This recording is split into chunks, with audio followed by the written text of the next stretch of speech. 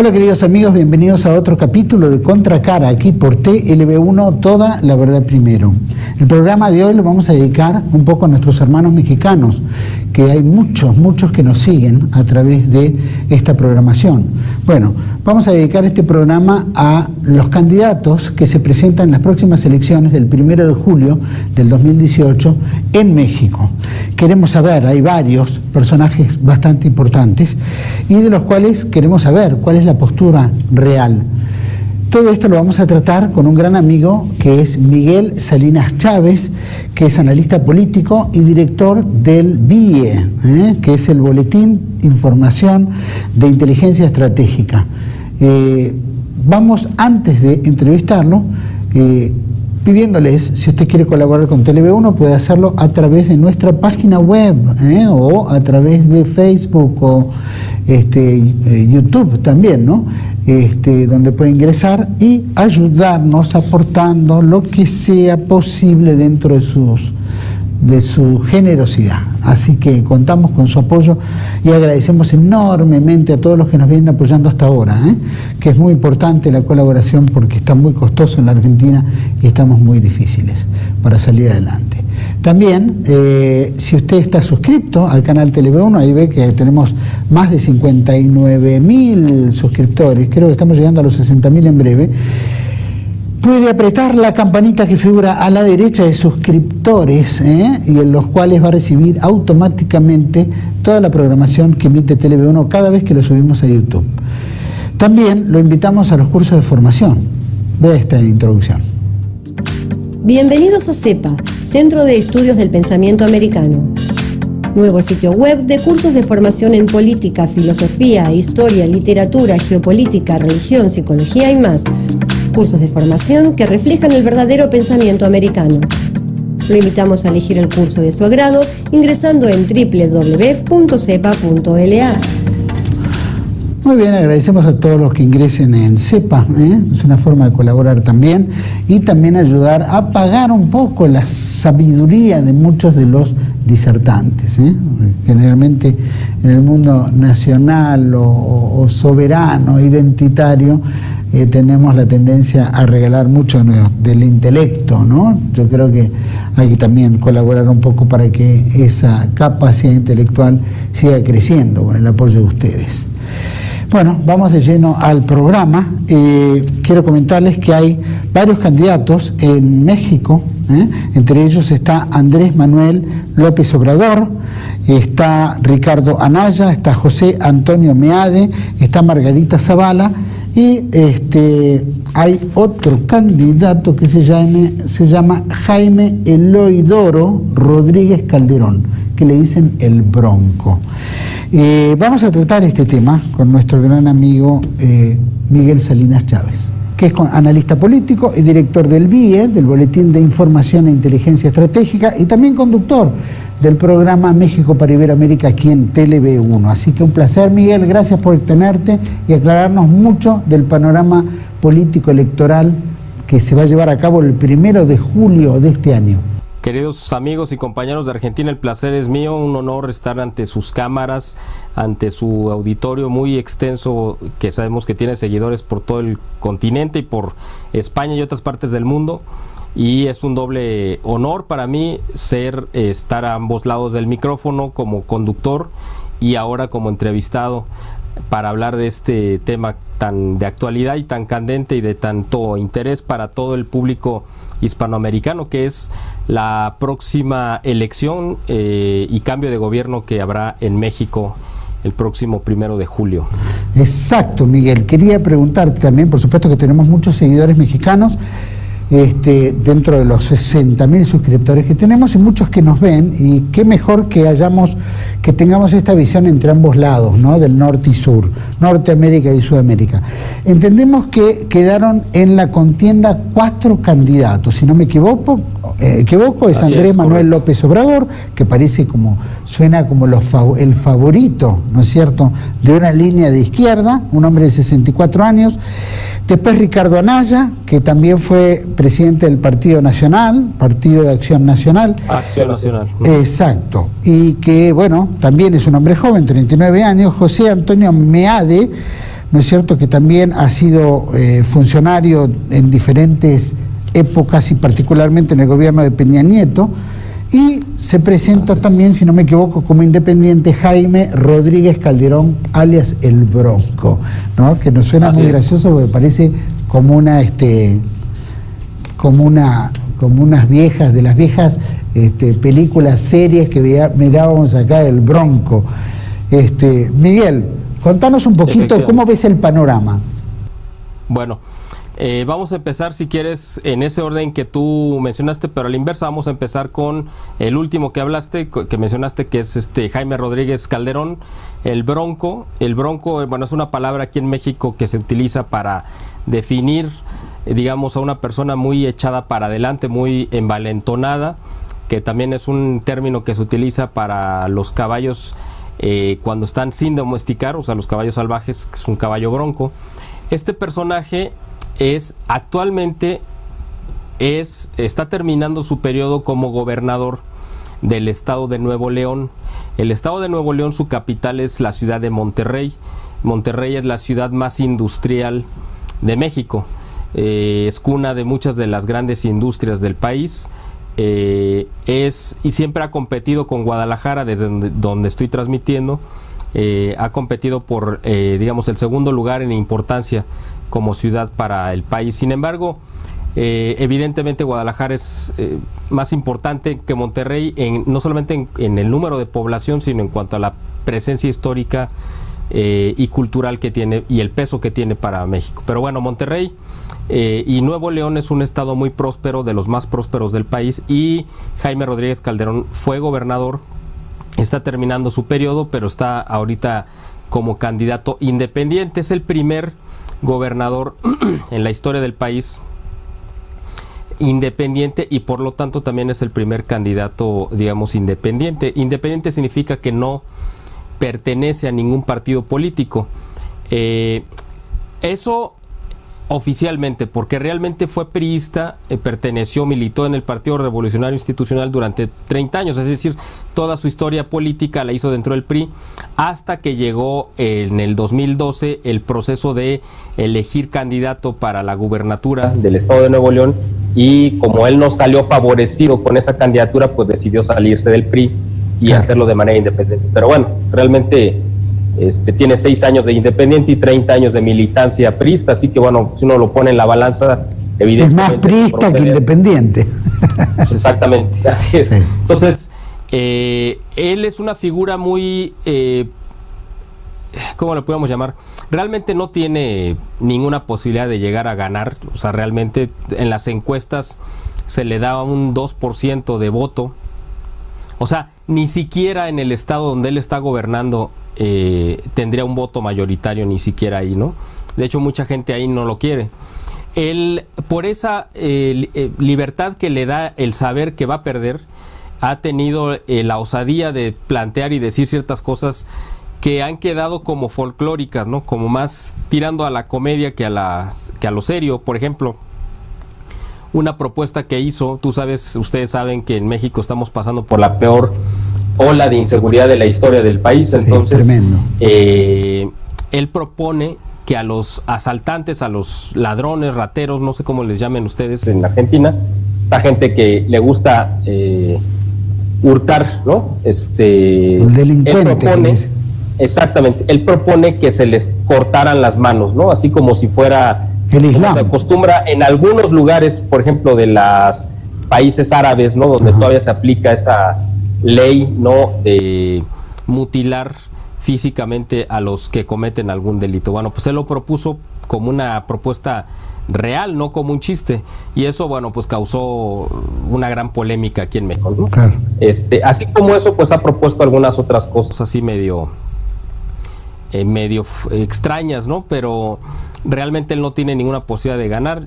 Yo creo que tampoco valdría la pena mucho meternos en analizar sus propuestas por esta situación, ¿no? Yo creo que nos deberíamos de enfocar un poco más, si ustedes están de acuerdo, en los otros 3 candidatos, ¿no? Que es el Sin duda. Solamente para hacerte coaliciones.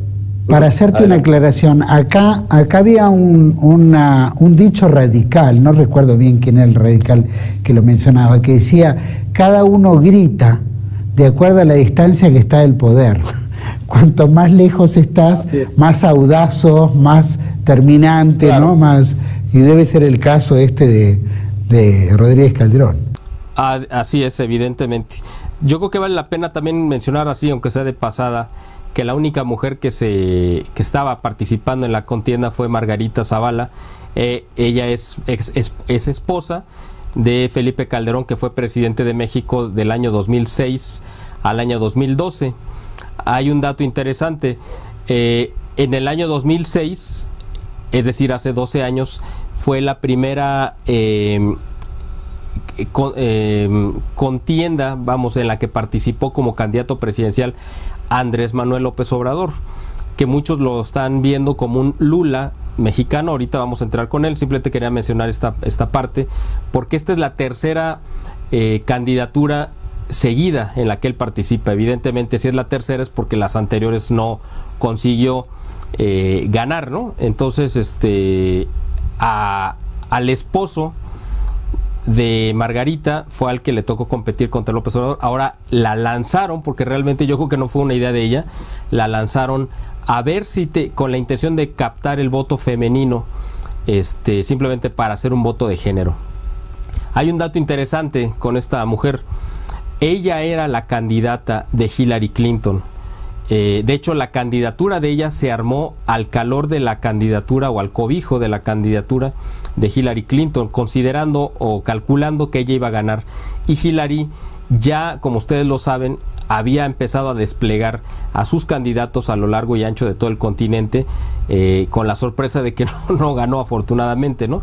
Y Margarita hubiera sido una seria contendiente de verdad si Hillary Clinton hubiera ganado. ¿Por qué? Porque hubiera tenido todo el respaldo y el apoyo institucional que sabemos que pesa muchísimo de Estados Unidos. Pero bueno, esta candidatura quedó totalmente desfondada a raíz de la pérdida, o sea, de que pierde la elección Hillary Clinton. Quedó porque ya estaba subida en la dinámica, pero hace un par de semanas decidió renunciar y ya no va a contender, ¿no? Entonces quedaron estos 4 candidatos. Del primero ya hablamos. Y si quieres pasamos con el... Sí, me gustaría con Meade, si no te... ¿Quieres que hablemos de Anaya o de José Antonio Meade? Cualquiera de los dos, el que tú me digas. Yo lo tenía en un orden al revés, pero da lo mismo. Me da igual el que tiene el tercero en las posibilidades. ¿A quién se lo consigue? Bueno, ahorita el problema es el siguiente. Las encuestas, que yo creo que también es importante mencionar este tema, en México han creado una situación de mucha duda, incertidumbre, por el hecho de que no hay ninguna confiable. De hecho, ayer salió una nota del director de la principal casa encuestadora en México, y él dijo que las encuestas evidentemente no daban ninguna certeza. O sea, él siendo el presidente de la principal casa encuestadora en México. ¿A qué nos referimos? Que las encuestas siempre van a obedecer intereses políticos y van a ser favorables a quien las paga. Eso yo creo que es en todo el mundo. Viendo también los resultados internacionales que han tenido las encuestas en cuanto a no pronosticar los resultados tanto del Brexit como del proceso de paz en Colombia y otro tipo y otra serie de procesos que se han dado últimamente, pues las encuestas o las casas encuestadoras han caído en el desprestigio. Todo esto te lo comento porque ahorita no hay un segundo lugar definido. Para muchas encuestas se define al segundo lugar como a Ricardo Anaya, que es el candidato de la coalición del Partido de la Revolución Democrática, Partido Movimiento Ciudadano y Partido Acción Nacional. Y por el otro lado, en otras encuestas se pone en segundo lugar a José Antonio Meade Curibreña, que es el candidato del PRI y del partido Encuentro, del partido Nueva Alianza. Entonces, ahorita no se puede saber realmente cuál es el de los dos el que está en segundo lugar, pero a mí me gustaría hablar dando por sentado, digamos, que el tercer lugar es Ricardo Anaya, y voy a explicar por qué cuando hable de José Antonio Meade. Entonces, si quieren, nos enfocamos ahorita a Ricardo Anaya, que es el más joven de la contienda, tiene 39 años. Como tú mencionaste, él, una característica que tiene es que nunca ha gobernado nada, es decir, no tiene experiencia de gobierno de ninguna clase. Él ha sido diputado, ha tenido varios cargos que no son de elección popular, sino han sido designados por su partido. Él ha sido presidente de su partido y desde ahí él construyó su candidatura, haciendo pues una serie de alianzas muy, yo diría, peligrosas e incluso repudiables, y al mismo tiempo cometiendo una serie de traiciones que lo llevaron a ocupar ahorita la candidatura. Efectivamente ha ido cosechando enemigos al por mayor dentro de su partido y fuera de su partido, y logró algo que hubiera sido impensable por lo aberrante que es el hecho de la alianza que él formó. El Partido de la Revolución Democrática, el PRD, es el partido de la izquierda radical en México.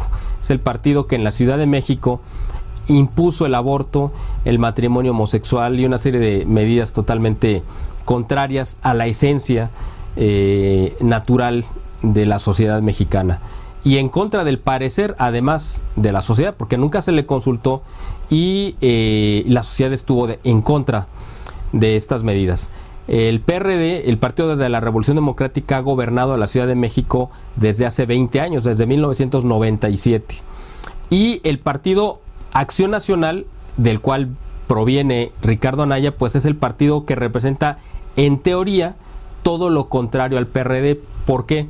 Porque es el partido supuestamente católico, supuestamente de derecha, que siempre ha utilizado como bandera política el oponerse al aborto, el oponerse a los matrimonios homosexuales, etcétera. Es un partido, digamos, hasta cierto punto confesional. Entonces son los dos extremos, digamos, del panorama político nacional, y Ricardo Anaya los junta para lanzarse él como candidato de ambos partidos, lo cual simplemente es algo que ya muy loco lo descalifica, ¿no? Evidentemente. Pero además viene otro aspecto con Ricardo Anaya. El Partido de la Revolución Democrática, por este desprestigio y desgaste que ha tenido a lo largo de estos años que ha gobernado, era un partido que estaba en pleno declive, que probablemente hubiera quizá perdido hasta el registro en estas elecciones, iba a desaparecer, y Ricardo Anaya les ha dado nueva vida con esta alianza que les propuso. Entonces, esto es algo que le ha restado muchos votos, y mucha gente que quizá en otra circunstancia hubiera votado por él, pues evidentemente ya no lo hizo. Su pensamiento y su formación es muy pro norteamericana. Él se formó en universidades mexicanas. Creo que estuvo en Yale también, ¿no? Si no me equivoco. Así es, también en universidades norteamericanas.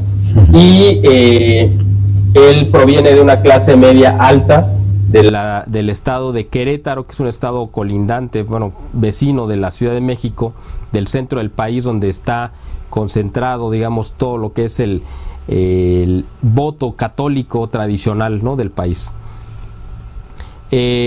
Sus propuestas económicas no son un poco también tirando a medidas inviables en cuanto a meter subsidios para dar apoyos a muchos sectores de la población, pero no es mal visto por el empresariado, por la clase empresarial en México.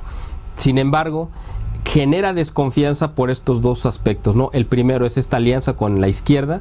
Él literalmente ha hecho un pacto con el diablo con tal de llegar a la candidatura y posteriormente a la presidencia. Y lo segundo, que también genera mucha desconfianza, pues es evidentemente que nunca ha sido parte del gobierno, nunca ha gobernado nada, no tiene experiencia. Entonces mucha gente dice, quizá sea un buen candidato, pero este no es su momento, falta que madure y que tenga más experiencia, ¿no? Claro. Eso yo creo que básicamente sería lo más destacable para mencionar de Ricardo Anaya. Si quieres pasamos con el siguiente, que sería José Antonio Meade. que es el candidato del del Partido Revolucionario Institucional. Sí, por favor, avancemos con el siguiente candidato. Correcto. Pues José Antonio Meade Curibreña es el candidato del PRI y del partido Nueva Alianza. Es un partido simbólico, realmente tiene mucha militancia en el sector magisterial, pero realmente el partido fuerte que lo está impulsando es el PRI. Curiosamente, José Antonio Meade no es priista, él no está afiliado al PRI. Él trabajó, es el único digamos político, de los muy pocos políticos en México que fue parte del gobierno de Felipe Calderón, fue secretario de Estado con Felipe Calderón, que era un gobierno del PAN, y después con Enrique Peña Nieto ha sido parte de su gabinete, de su estructura de gobierno, siendo el partido el PRI el que está gobernando. Entonces él ha podido transitar por los dos partidos y por los dos gobiernos. Ha sido secretario de Hacienda, secretario de Relaciones Exteriores y algunas otras carteras que ha ocupado, y eso pues le ha dado una visión y una experiencia, yo creo que bastante amplia. Yo creo que él es el candidato que mejor ve el sector privado en México, y yo creo que la banca internacional. Esto dicho, no sé si sea algo bueno o malo para México, pero evidentemente sí me queda claro que la banca internacional lo ve con buenos ojos, porque sabe que en un gobierno con él no tendría sacudidas abruptas, ¿no?, digamos, de la economía, no habría ocurrencias ni improvisaciones, sino seguiría una línea como la que ha seguido nuestro país a lo largo de los últimos quizá 30 o 40 años, ¿no? 35 años de política económica tendiente al liberalismo, como ustedes lo saben muy bien. Por eso este candidato una preguntita, en este aspecto él dice que tiene, o por lo menos dentro de esa línea, era igualar el salario tanto del hombre y la mujer, porque aparentemente hay una desigualdad en términos de salario, y por lo tanto pretende que la mujer, como si fuera una cosa imposible, acceda a créditos bancarios. Por lo tanto, ahora que decís que hay una simpatía del área bancaria, empresarial, obviamente el crédito les permite una fluidez económica entre muchos sectores. Sí, evidentemente, ¿no? Él ha hecho una serie de propuestas que han sido bien vistas por la iniciativa privada y en general por muchos sectores de la población. Efectivamente, aquí en México existe todavía esa brecha entre los salarios que gana un hombre y con los que gana una mujer. ¿Por qué? Porque se supone, bueno, o así era antes, el hombre era el sustento de la casa y evidentemente llevaba sobre sus hombros un peso mayor normalmente que el que llevaba una mujer. ¿Por qué? Porque el hombre es el que debía de proveer pues todo lo necesario para un hogar, y la mujer no era necesariamente el caso. Sin embargo, ahora que ya existen tantas familias divididas y que muchas mujeres han hecho cargo de sus hogares sin tener el apoyo de un hombre, sí se ha impulsado mucho desde hace mucho tiempo que se igualen los salarios. Entonces, una de las propuestas de él es eso, ¿no? Tratar de igualar las condiciones y que todas las mujeres tengan acceso a créditos cuando quizá estarían restringidas, ¿no? Hay un detalle interesante. José Antonio Meade, su segundo apellido es Curibreña, es un apellido sirio-libanés. Él tiene apoyo de la comunidad libanesa en México. Quizá en Argentina pues diga, bueno, pues a lo mejor no sé qué importancia tenga la comunidad libanesa en México. Bueno, pues tiene un peso muy grande porque muchos de los principales empresarios más importantes de México son o pertenecen a la comunidad libanesa. El caso más conocido por todo el mundo es el de Carlos Slim, Elú, que él es un libanés, hijo de, bueno, mexicano, pero hijo de libaneses.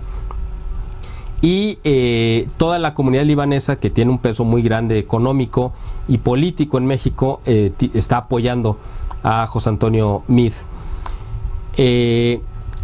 Tiene algunas desventajas José Antonio Meade. Yo creo que la más notoria es que es un buen, vamos a decirlo, gerente. Funcionario público. Funcionario público, pero es un pésimo candidato.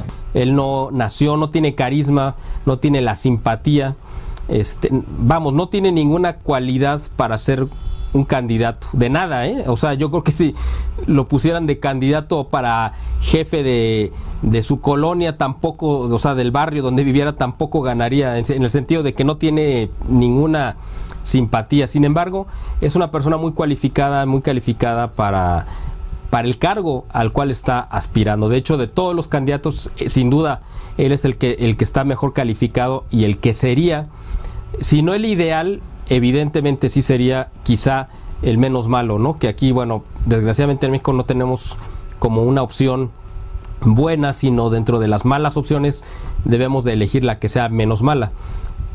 Yo no tengo dudas de que José Antonio Meade es la menos mala o la más recomendable.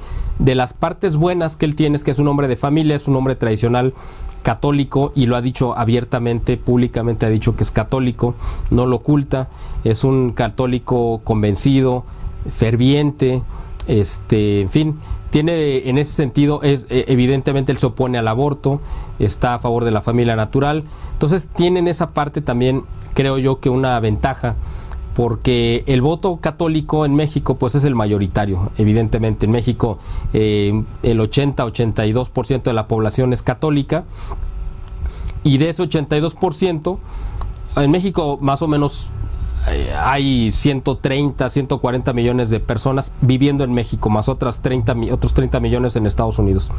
Pero en México entre 125, 130, quizás 140 millones. De esos 80% son católicos. El padrón electoral actual, o sea, la gente que tiene, que cumple con los requisitos para ejercer su voto, para votar en estas elecciones de 2018, son alrededor de 80 millones de mexicanos. De esos, pues el 80% evidentemente son católicos. Entonces, el hecho de que José Antonio Meade públicamente diga que es católico, pues sí, evidentemente lo ayuda. A diferencia de Ricardo Anaya. ¿Por qué? Porque Ricardo Anaya, que también es católico, se formó en escuelas católicas, toda su formación es católica. Sin embargo, él, por esa alianza que hizo con este partido de izquierda, que está apoyando la agenda homosexual, la agenda del aborto, a la cual él no está de acuerdo con esa agenda, pero les ha permitido tenerla como centro de sus propuestas para conceder esta alianza. Ricardo Anaya se ha mostrado como no confesional, sabiendo que es católico. Entonces eso también a mucha gente le ha caído muy mal, lo ha visto muy mal, de que sabiendo que es católico, pues ahora le conviene decir que no lo es.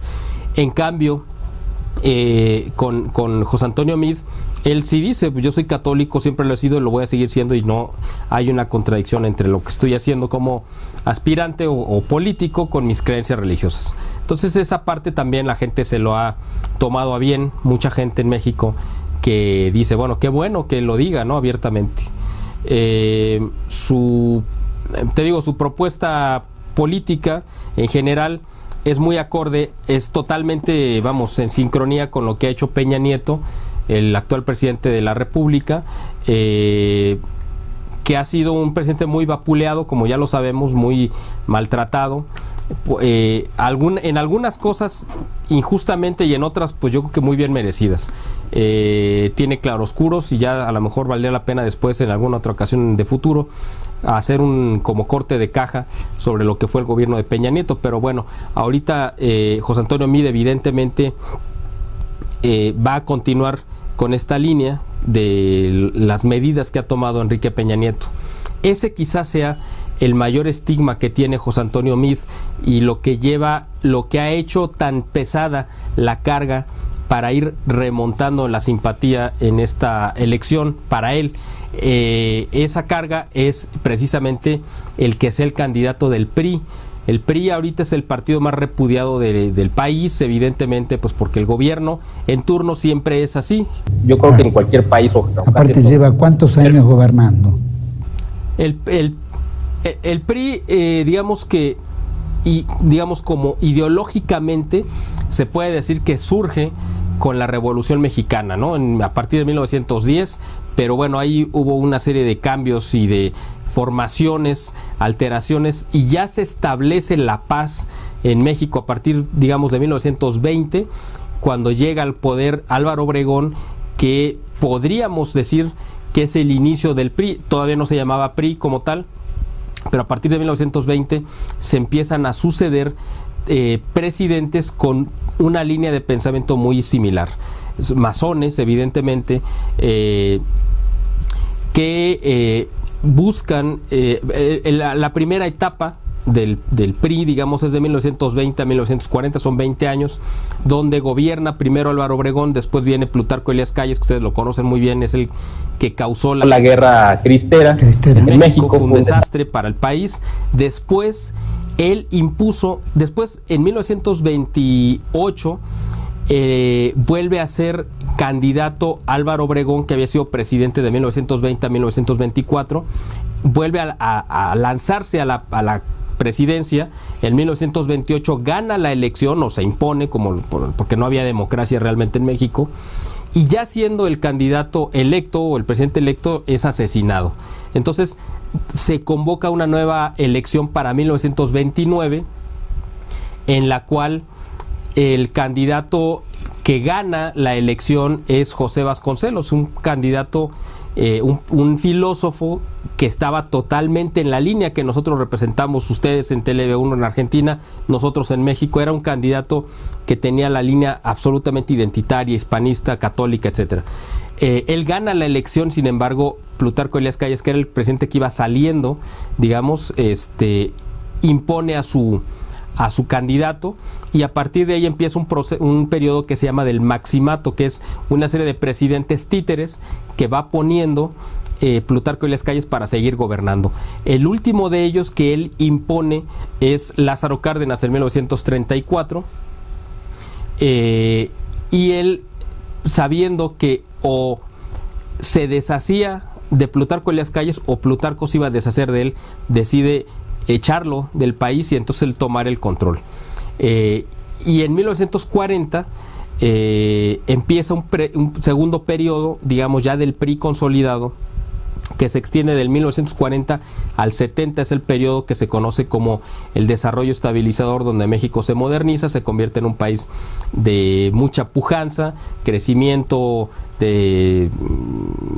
económico, en fin.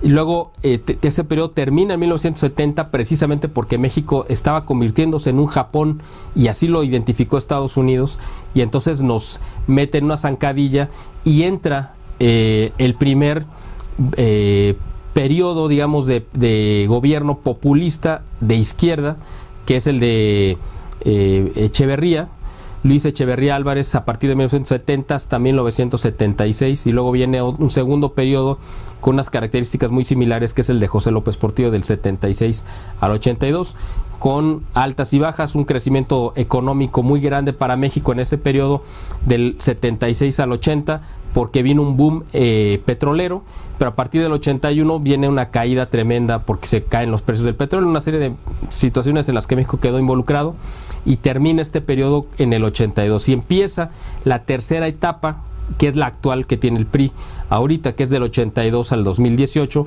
que es la del neoliberalismo, ¿no? El gobierno ya volcado a la economía de mercado, efectivamente, ¿no? Haciendo un lado el desarrollo estabilizador y la serie de medidas que nos llevaron al desarrollo. Bueno, este resumen histórico es para mencionar que José Antonio Meade está en sincronía con este último periodo del PRI, que es el del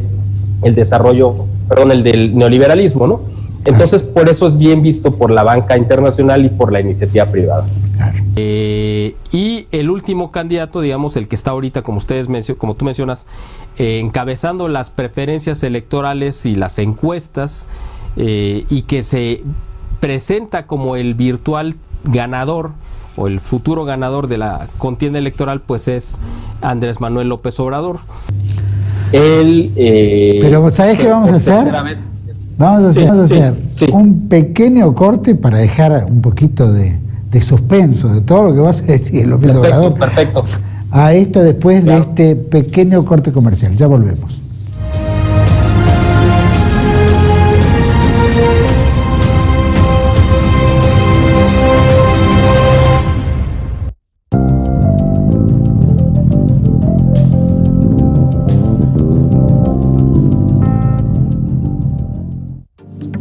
Bienvenidos a CEPA, Centro de Estudios del Pensamiento Americano.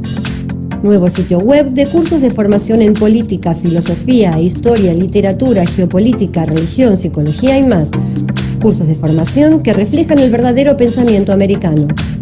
Lo invitamos a elegir el curso de su agrado ingresando en www.cepa.la.